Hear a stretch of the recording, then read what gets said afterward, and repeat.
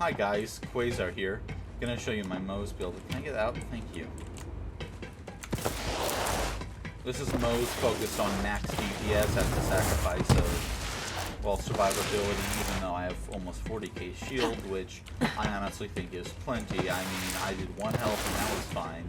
It wasn't as hard as people make it out to be. So I don't really see why people would complain. Oh, I don't have match set, do I?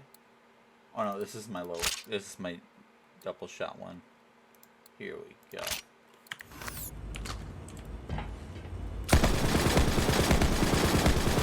Yeah. Infinite ammo. And here's the build. So I focused on match set bonus and getting my mag as high as possible without having to run a comm to improve mag, because I don't really want to sacrifice DPS. DPS comms are just better for DPS, obviously. I went with the Bloodletter comm, which gives me 50% bonus damage, which is insane from Desperate Measures alone. And then the Phalanx bonus isn't to be laughed at. I mean, 4% per stack. Get a few stacks, and that's a lot of damage. For shield, I went with the front loader so that instead of running a Deathless, I can run a Pearl. The Pearl of Ineffable Knowledge.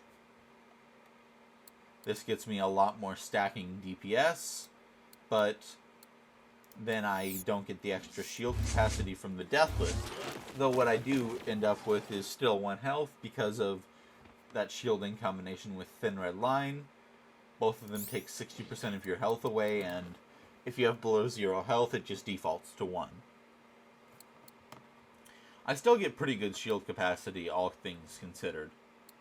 Now for grenades, I just went with the matching set bonus and the anoint. It doesn't really matter, I'm not going to be throwing the grenade too much, but damaging enemies, yeah, I could use that if I wanted to. Now let's look at the skills. This is pretty standard. Obviously, plus 100 in Desperate Measures is a lot of damage. This is also pretty straightforward. Match set is actually better than Iron Bank. I don't see people using it as much as they should. You just have to run, you know, at least 4 of the same item, and 5 if you have a grenade. And then right over here I did Fire in the Skagden for that extra little bit of splash damage if I do splash. Say with this.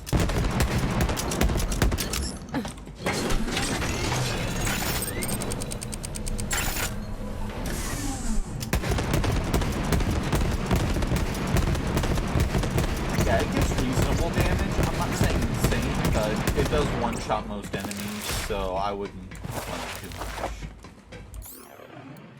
Another thing you can use is Malawan with the Krakatoa, or the Hellshock or something. Obviously the Hellshock's good, it's not amazing. It's obviously better to run a Krakatoa. Let's see how much damage the Krakatoa will get with stacks. Malawan.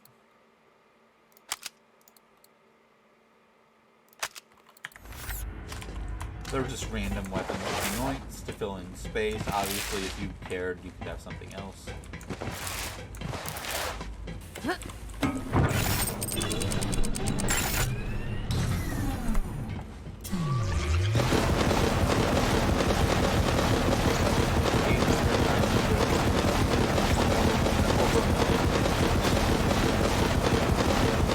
Yep, actually does over 1 million damage. And you can reload, we're not running Blastmaster. Yeah, the Krakatoa does a lot of damage and can pretty much insta-kill everything. For bossing, I think the Lyuda gets a little bit of the edge, but that's really up to personal preference. They're both very powerful. Alright, let's see this build in action.